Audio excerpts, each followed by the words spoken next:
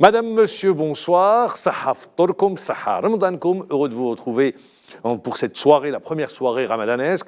Alors, avec au sommaire, je le rappelle, l'événement consacré à l'équipe nationale, le début d'une nouvelle ère avec le tournoi FIFA qui débutera la semaine prochaine. L'équipe nationale sera opposée à la Bolivie. Des hauts et débats consacrés à la Coupe d'Algérie avec cette surprise, le MCO qui s'impose devant le Parado Athletic Club à Dalbaïda, le Mourzia d'Alger qui revient de loin devant Zaouia, et le CRB qui se réconcilie avec ses supporters après cette victoire devant la JS Kabylie et l'AS Sakhroub, sans oublier la surprise, le Wydad de Tlemcen qui élimine la JS Saoura. La troisième mi-temps, eh oui, le football c'est un show, c'est un spectacle. Et ça, les Égyptiens ont très bien compris avec la finale qui a été délocalisée à Riyad. Il y avait tout un show, mais il y a également des grandes personnalités du monde du football. Et on terminera avec cette question du jour. Les Jeux Olympiques 2024 avec une chance de médaille, notre gymnaste Kaelia Nemour qui remporte pour la deuxième fois une étape de la Coupe du Monde de gymnastique au bar asymétrique. Notre invité ce soir, Moulay Haddou. Moulay Haddou, bonsoir. Bonsoir, merci d'être avec nous. Alors pour les plus jeunes qui ne se souviennent pas, défenseur, Moudia d'Oran, l'USMA d'Alger, l'équipe nationale, 3 Coupes d'Afrique des Nations, 2000, 2002, 2004. Oui. Voilà, ça c'est pour juste rappeler qui était Moulay Haddou. Aujourd'hui, vous êtes entraîneur de foot. Alors vous avez passé par Belabès, le MCO, et aujourd'hui vous êtes à Ben Aknoun avec une mission en compagnie de Bilal Zili, sauver le club et le maintenir en Ligue 1. C'est pas chose facile. Oui, c'est sûr. C'était mal engagé à la phase aller, parce que vous n'étiez pas dès le début de la saison, je le rappelle. Oui, on est venu à la cinquième journée. Cinquième journée. Bon, c'est sûr, c'est pas une... Ça s'améliore actuellement, mais on aura l'occasion d'en reparler. Sid Ahmed Khadis, bonsoir. Bonsoir, et bonsoir à Moulay, qu'on reçoit avec plaisir. Alors justement, j'arrive. Vous êtes arrivé avec Bilal Ziri, les deux. Vous constituez le staff de Ben Aknoun. Il y a eu le mercato. Vous avez quelque peu recruté.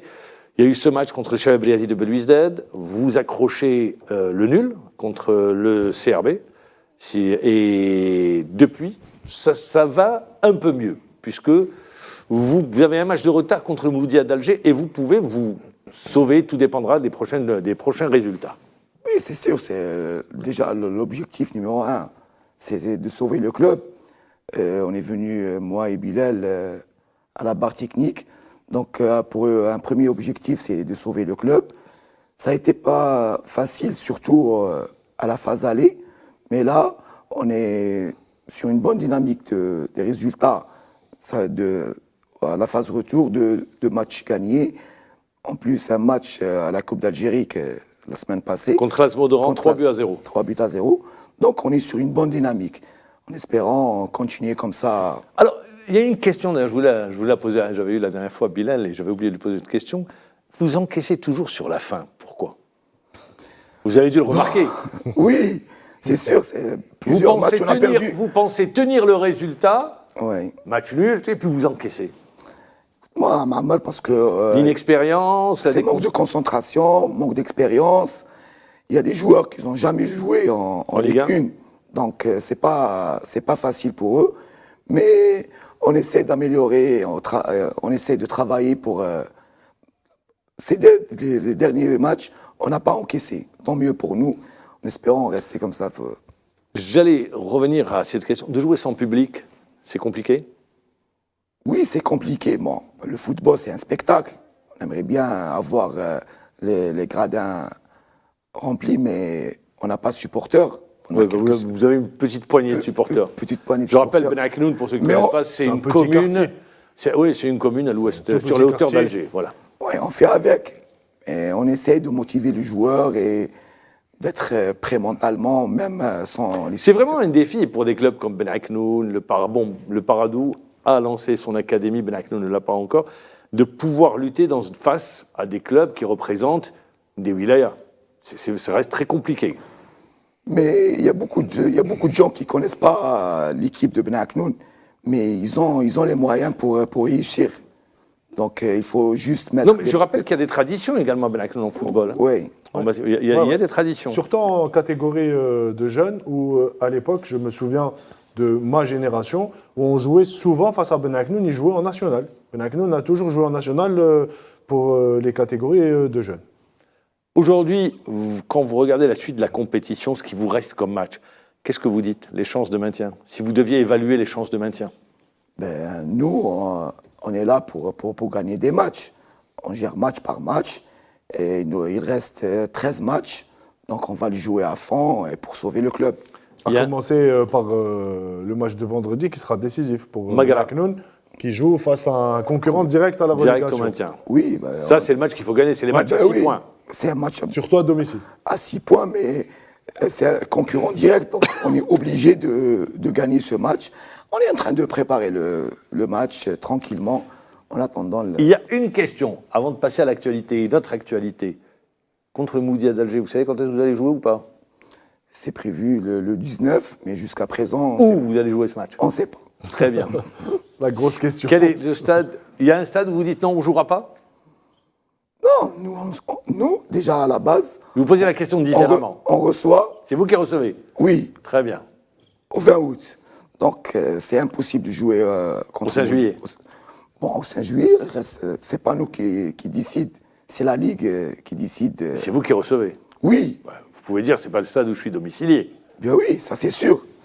Le 16 juillet, c'est le stade de. Ça veut dire vous seriez chez l'équipe qui reçoit, quoi. Tout à fait. Qui en principe se Mais je pense déplace, pas mais qu'on là va, qui veut mais je pense pas qu'on va jouer au 5 Le Paradou juillet. l'a fait et on a payé les frais. Ouais. Je pense pas qu'on va jouer au 5 juillet.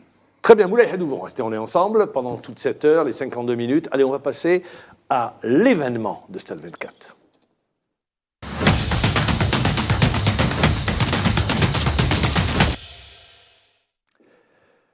La semaine prochaine, début du tournoi FIFA Série. C'est une compétition qu'a décidé de mettre en place la Fédération internationale de football pour faire rentrer des sous au niveau des fédérations.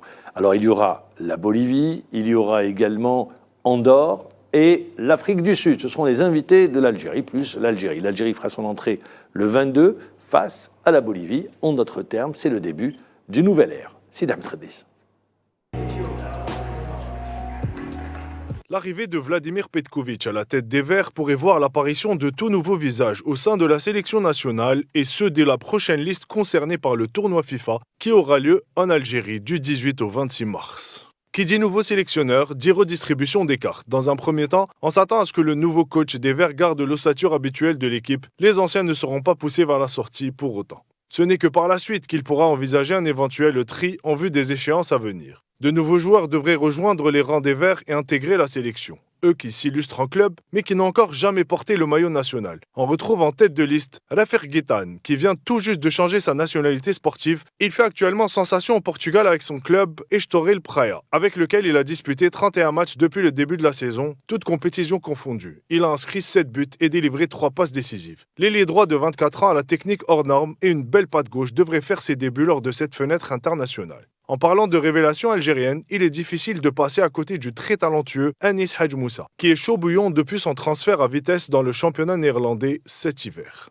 Il en va de même pour Monsaf Bakaral, qui a fait beaucoup de bruit cet été avec son transfert au New York City FC et qui enchaîne les belles prestations ainsi que les buts. Son apparition future en équipe nationale ne devrait pas être une surprise. Comme chaque nouveau départ, il est important d'injecter du sang neuf, mais certains comebacks sont attendus comme celui de Abdelkahar Kadri, le maître à jouer de Courtrai en Belgique. Il a su s'imposer comme étant un élément incontournable de l'effectif. La fenêtre internationale à venir sera certainement décisive pour certains, qui joueront probablement leur place au sein de la sélection nationale. Le dernier mot reviendra naturellement à Vladimir Petković.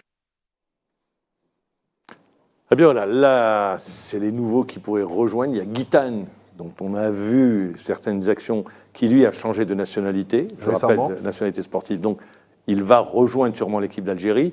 Bakarar, qui a annoncé qu'il avait reçu une pré-convocation pour l'équipe Tout à d'Algérie. fait. Donc, ça fait 2 noms déjà qui pourraient rejoindre le 11 national. Je vous pose la question, Moulay Hadou, vous êtes entraîneur aujourd'hui, ancien international.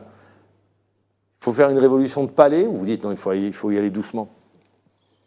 Non, puisqu'on a changé le sélectionneur, donc il faut. Est-ce que ça veut dire qu'il faut tout changer? Non, pas tout changer. Voilà.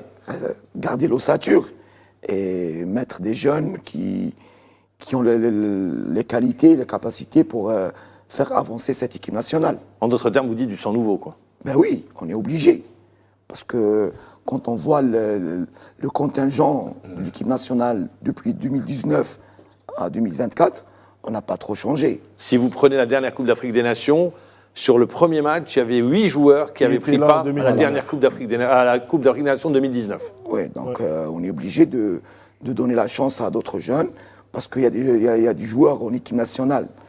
Quand on veut ou pas, ils sont en fin de cycle. Donc il faut donner un nouveau son. Moulay Hadou, quand vous dites en fin de cycle, moi je vous pose la question, est-ce que c'est quelque chose... Vous avez des joueurs, par exemple, je peux prendre en France Giroud. Il a bien 39 ans, mais il est là, il répond présent. Après, tout dépend des performances. Voilà. Ah voilà, très bien. Parce qu'on se met d'accord, non? Ben oui, on parle sur parce que quand vous dites en fin de cycle, il peut avoir incompréhension. Non. C'est-à-dire, moi, je reste sur les performances du joueur. On parle sur le plan technique. Ce n'est jamais l'âge. Ouais. C'est les performances Ben oui, qui font le là, ce n'est qu'un chiffre. On parle de la performance. Donc, il y a des joueurs qui, depuis 2019, sont moins performants. moins Vous performants. pensez à Kifarouli, par exemple? Non, ben, il y en a plusieurs. Je ne vais pas citer les noms, mais... Ah non, mais c'est la vérité, c'est le football. Oui, si on parle comme Ferrouli, il y a Ferrouli, il y a plusieurs... Il y a Mboulhi, donc il y a plusieurs joueurs qui... Bon, Mboulhi, il était blessé sur la d'accord. Mais il faut qu'on avance. Mais certains vont très vite. Alors moi, j'ai pu lire, entendre, je ne sais pas ce que vous en pensez, Slimani, Bounedjah, Mahrez, tout ce que... Les gens se sont fixés sur l'âge. Or, moi, je le vois, Slimani, bon, il est performant avec son club. Bounedjah, au Qatar, il Vous joue. venez de le dire, c'est pas l'âge qui va déterminer le fait qu'ils soient en fin de cycle Voilà. ou pas. C'est vraiment les performances. Et aujourd'hui, comme l'a dit Moulay, il y a un nouveau sélectionneur, il y a un nouvel entraîneur, et certains joueurs auront à cœur de se redonner une nouvelle chance avec ce sélectionneur. Il y a certains joueurs, il y a vraiment une redistribution des cartes qui va se faire sur ce mois-ci, le mois de mars. Il y a ce tournoi qui va permettre aux sélectionneurs de connaître un peu mieux les joueurs. Il y a une préliste de 35 ou 40 joueurs qui va être établie. Et par la suite, ce n'est qu'après que le sélectionneur pourra faire son tri en vue des échéances à venir. Que Mois ce de soit juin. les éliminatoires de la Coupe du Monde ou plus tard pour la Coupe d'Afrique 2025. Mais aujourd'hui, je pense Restons déjà sur le mois de juin. Nous nous projetons. Il faut. Non, mais faut pas aller plus vite. je parle de toutes les échéances. Non, pourquoi Je moi, parle je vais sur le du mois de juin. Parce que pourquoi je vous arrête et je vous dis le mois de juin. Parce que le mois de juin, on est premier, 2 matchs de victoire. Et on reçoit la Guinée. Et on reçoit la Guinée, mais vous n'avez pas gagné le match contre la Guinée. Moi, je me souviens, la Guinée, au stade du Saint-Juillet, qui nous avait battus. Oui, il y avait Cavani comme entraîneur. 2-0. Très bien. Ça nous avait valu une élimination en Coupe du C'est Monde. pour ça que je dis, rien n'est encore fait. Oui, la Guinée, non, quart finaliste. mais si on parle des échéances, il n'y a pas que la Coupe du Monde. C'est-à-dire qu'il y aura après les éliminatoires de la Coupe d'Afrique. Donc, il y a beaucoup d'événements importants qui vont se succéder par la suite. Donc, je pense que cette fenêtre-là du mois de mars va vraiment permettre à Petkovic d'avoir une idée un peu plus claire sur l'ensemble des joueurs. Et ça sera une chance pour lui de vraiment pouvoir mesurer un peu la balance. Quand on dit, comme l'a dit Moulay, il faut du 109. Après, faudrait-il que déjà ces joueurs soient prédisposés à être on va dire, en concordance avec ce qui se fait actuellement en sélection. Ce n'est pas évident d'entrer directement comme Guetan. On le voit, c'est un joueur pétri de qualité. Quand on le voit jouer avec Estrel Praia au Portugal, il fait des merveilles. Après, ce n'est pas un gage de réussite en sélection. Donc, il faut attendre, il faut voir ce qu'il va donner en sélection. Et par la suite, on pourra porter des... J'ai vu un joueur qui était, je vous interromps, qui était quelque peu... qui n'avait pas trouvé ses repères. Il découvrait le continent. Vous avez compris de qui je parle d'Amin Gouiri. Et je le vois actuellement avec Rennes. Briller. Je dis bien, et je le fais à bon escient, briller avec son club. Rennes, pour comme quoi on dit, en équipe nationale et en club, c'est complètement différent. Moulay. Oui, c'est sûr. Déjà en équipe nationale, il y a une concurrence, il y a une grande concurrence. Donc, on prend le cas de Gouiri. Mais quand tu vois le joueur, il a beaucoup de qualité. Peut-être pour moi, on n'a pas mis le joueur en confiance. La semaine dernière, je ne sais pas si vous allez dans le même sens que Sid Ahmed. Sid Ahmed disait, j'ai pris l'exemple de Gouiri, justement, c'est bien pour avoir votre avis. Sid Ahmed disait, il n'a pas été utilisé à son poste. Oui. Vous pensez la même chose, vous ? Oui, je suis tout à fait d'accord avec Sid Ahmed. Il n'a pas été utilisé dans son vrai poste.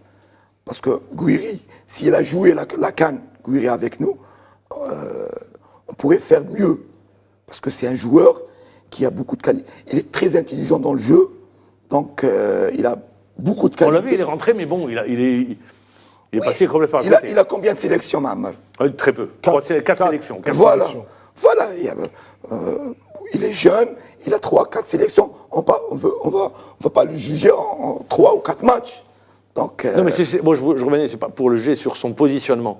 On le voit, c'est pas le même positionnement en club et en équipe nationale. oui. Peut-être qu'avec Petkovic, il va être placé ailleurs, je ne sais pas encore. Peut-être avec Petkovic, il va l'utiliser dans son vrai poste.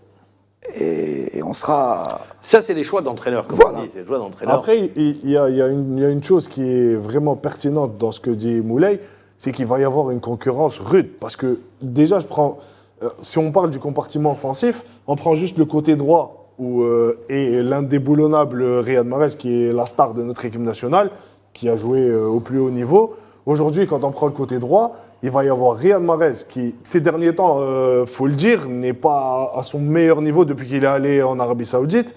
Sur les dernières performances en équipe nationale, c'est mi-figue, mi-raisin. D'ailleurs, on a vu ce qui s'est passé à la dernière CAN. Donc, sur le côté gauche, il va y avoir Mahrez, Ounas, Guétan qui vient de changer sa nationalité, Bouannani qui pourrait faire son retour. Et si encore il a pas, à Lorient, il ne joue pas beaucoup. il a joué 15-20 minutes le dernier match, mais c'est un jeune, il a 19 ans, donc il va venir. Il va arriver. Il va arriver. Et il y aura aussi peut-être Sayoud qui va revenir. Vous savez, l'histoire, c'est un jeune qui va arriver.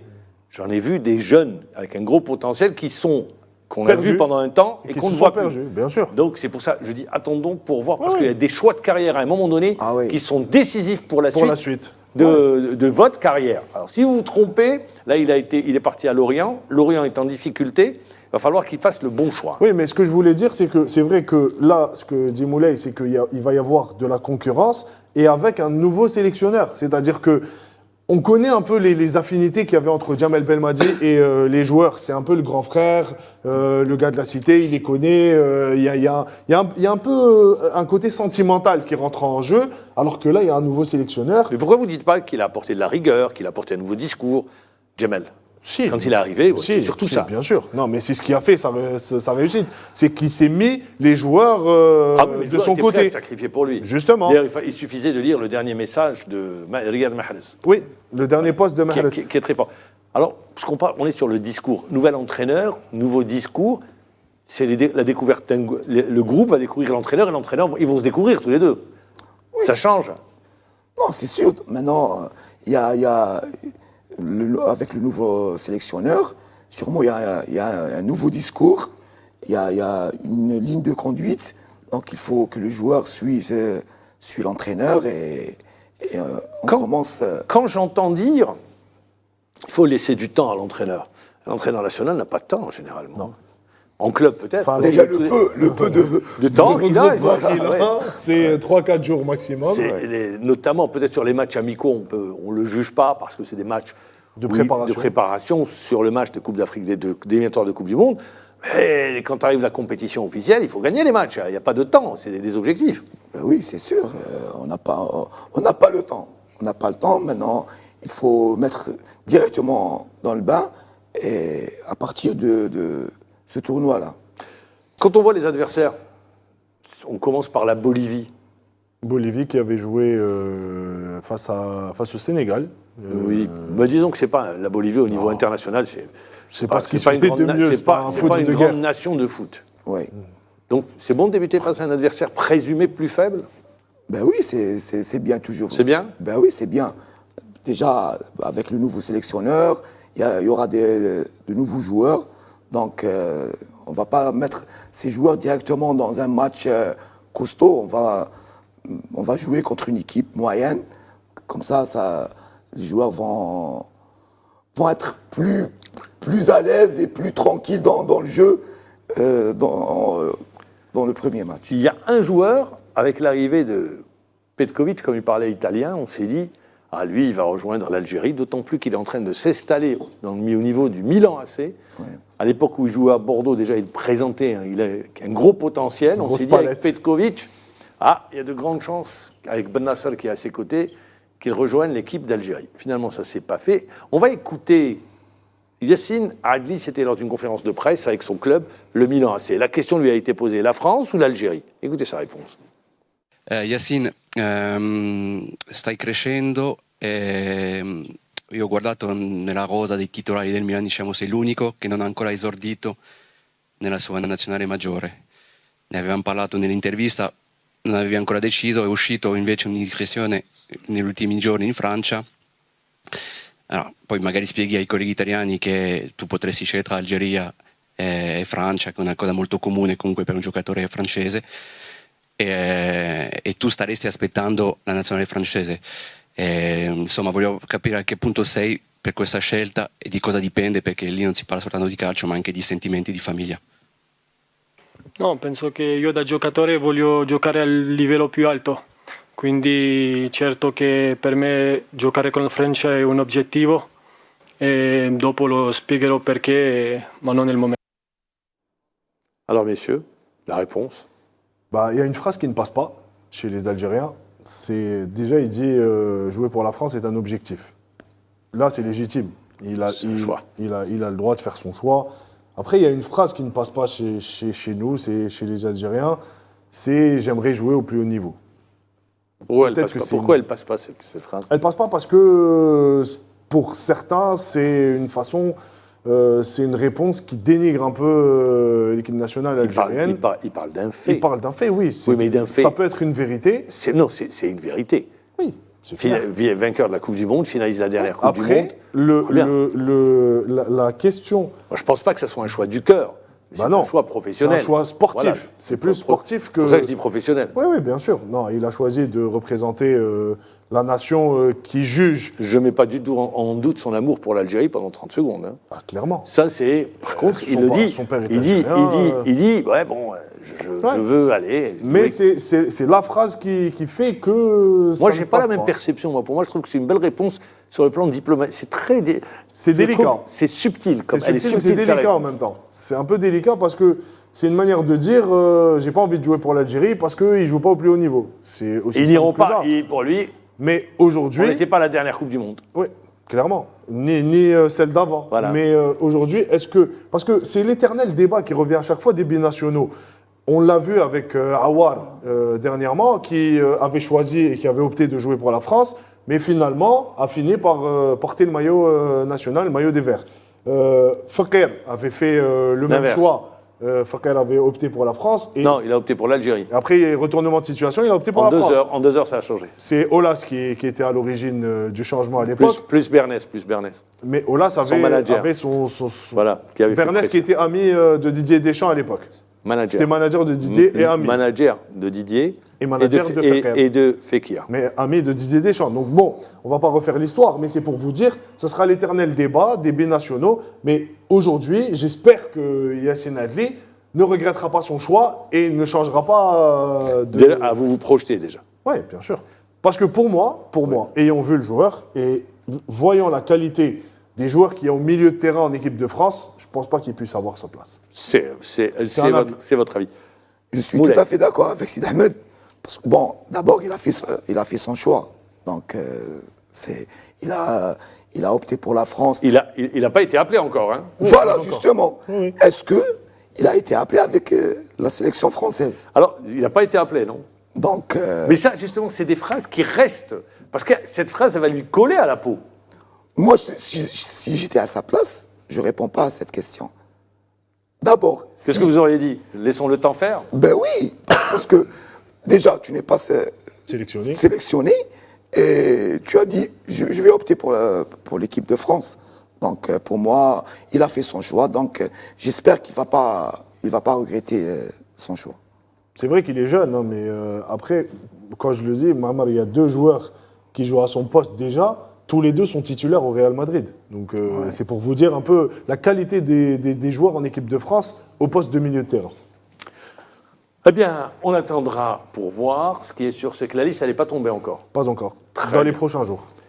Oui, dans les tout prochains jours. Le premier match, le 22. Le 22 face à la Bolivie. Face à la Bolivie. On a le tableau juste derrière. Le premier match de l'Algérie. Et le second se jouera face à l'Afrique du Sud, toujours au stade Nelson Mandela. Ça sera au Nelson Mandela. Il y a des rencontres qui se joueront à Annaba. Voilà exactement. Donc pour le programme de ce tournoi FIFA Série. Des hauts et des bas.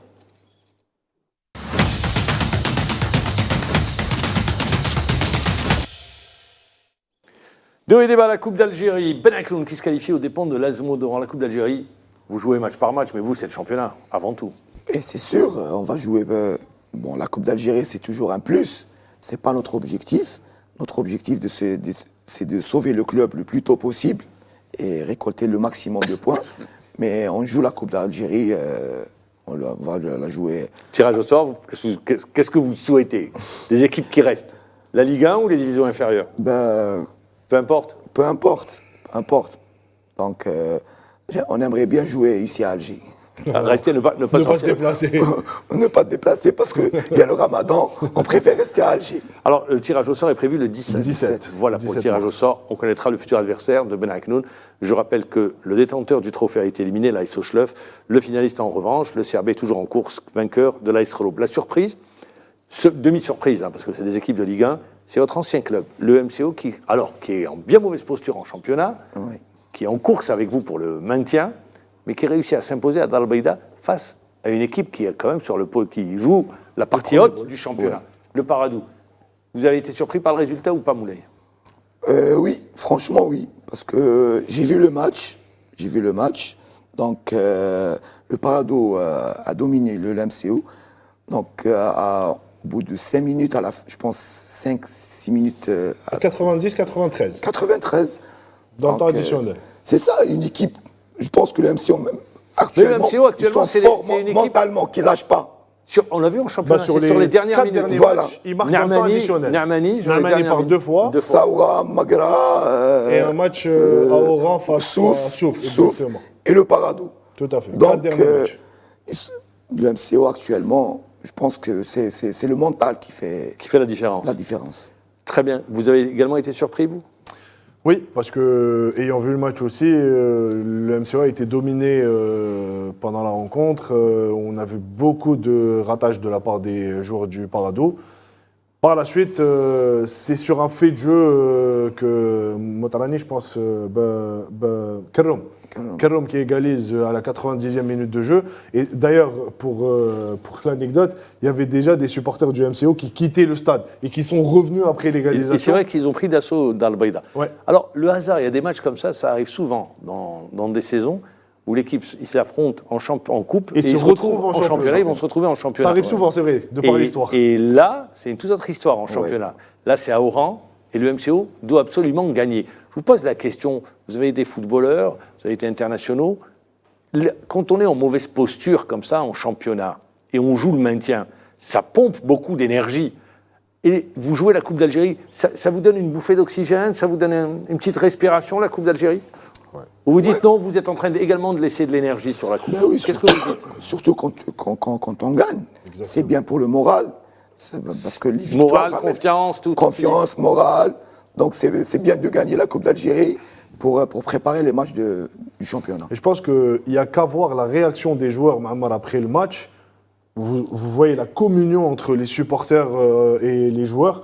Ça vous donne un peu une idée de l'état d'esprit dans lequel étaient les joueurs. Et c'est vraiment, quand vous gagnez un match comme ça à la toute dernière minute, c'est un boost énorme. Ça vous booste pour les prochaines journées et ça donne un capital confiance extraordinaire.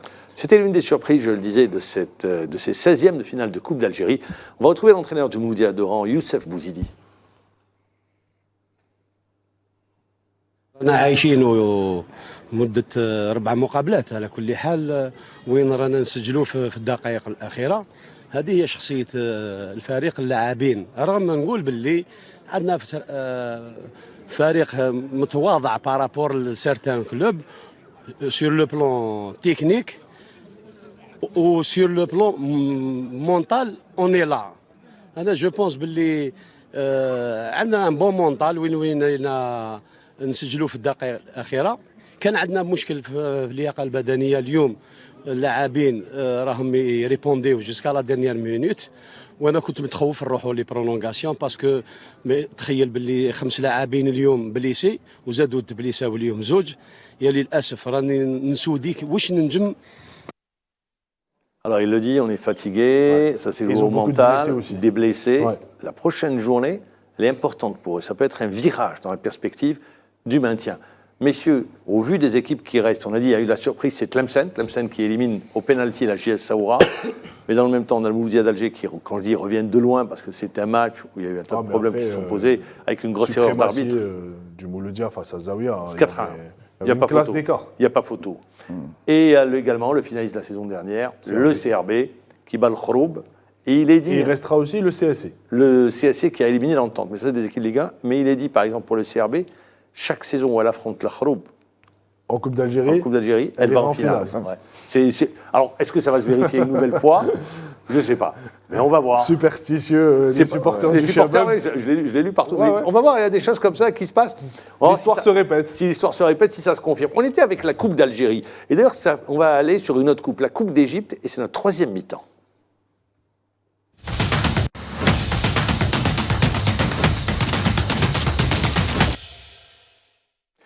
Voilà, la coupe. Pourquoi on a pris la coupe? J'ai fait la transition. Coupe d'Algérie, Coupe d'Égypte. Ouais. Zamalek, El Ahli. 2 grands clubs.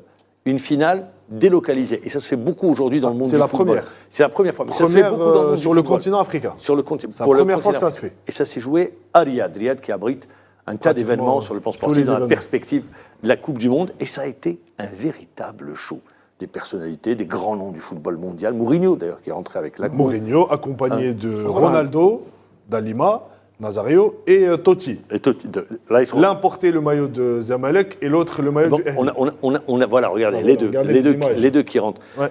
Messieurs, est-ce qu'il n'est pas temps chez nous de revoir justement ce type d'événement et d'organiser, de donner une autre exposition à notre football? Je vous pose la question. Mais là, déjà peut-être qu'un jour, un de vous deux sera dirigeant au niveau du football national. Alors je vous pose la question, est-ce qu'il n'est pas temps un petit peu de changer? Oui, mais après, c'est une suite logique, Mamar. Aujourd'hui, si les Égyptiens sont à ce niveau-là, c'est parce qu'il y a une structuration qui est faite des bases. Et le football en général en Égypte est vraiment, quand on voit l'Ahli, qui est une institution, c'est plus qu'un club. Ils sont là depuis des années, c'est une décennie oui, c'est le club le plus titré sur le continent. Clairement. Le plus titré en Égypte, le plus gros budget, en Afrique. Ouais, donc très bien. Aujourd'hui, c'est plus là ce qui a été fait, le fait de délocaliser cette finale et donner une autre disposition et on va dire une autre approche médiatique de la finale, c'est plus par rapport à l'aspect financier. Plutôt oui, mais d'accord, mais vous donnez de la visibilité. Oui, justement, mais ça vous fait rapporter plus d'argent, c'est plus marketing, la notoriété pour votre football. Et aussi, pourquoi ça a été organisé à Riyad? Parce que, rappelons qu'à Riyad, il y a une grosse communauté égyptienne. Il y a plus de 2 ou 3 millions de main-d'œuvre je peux vous dire, égyptienne en Arabie Saoudite. Il faudra réfléchir ou délocaliser pour les Algériens. Vous organisez une finale de coupe ailleurs, et on peut avoir autant de monde. Après, je ne sais pas ce que pense Moulay. Les Espagnols le font. Oui, ils le font, ils vont en Arabie Saoudite. Ils le font, voilà, pourquoi pas nous? Un jour, je ne dis pas aujourd'hui, je ne dis pas demain, dans le futur, Moulay Hadouk. Inch'Allah, un jour, Inch'Allah. Déjà, on commence par mettre... Chez nous, bon...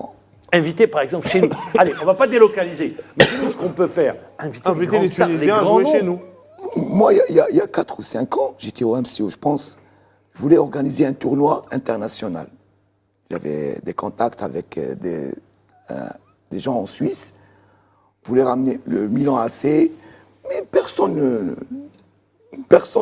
ne marche avec toi, personne. Vous n'avez pas été accompagné. Voilà, personne. Donc, il faut d'abord, déjà, il faut soigner le football algérien, déjà.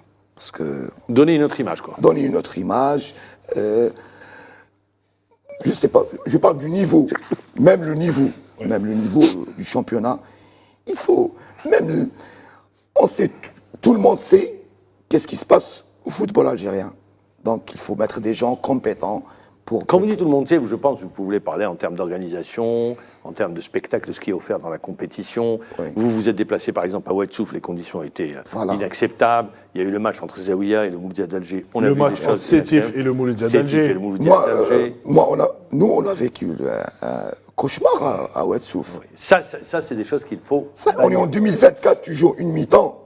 Non, ça c'est des choses qu'il faut bannir. Donc il faut déjà... Aller sur le terrain, gagner un match, ok, mais il faut bannir. Mais ce que je dis, c'est qu'aujourd'hui, avoir une autre approche du football, de la compétition et du spectacle. Je parle des finales, hein, au-delà du championnat. Ouais. Une finale de Coupe d'Algérie, par exemple, sur la prochaine, pourquoi ne pas inviter les grands noms du football mondial?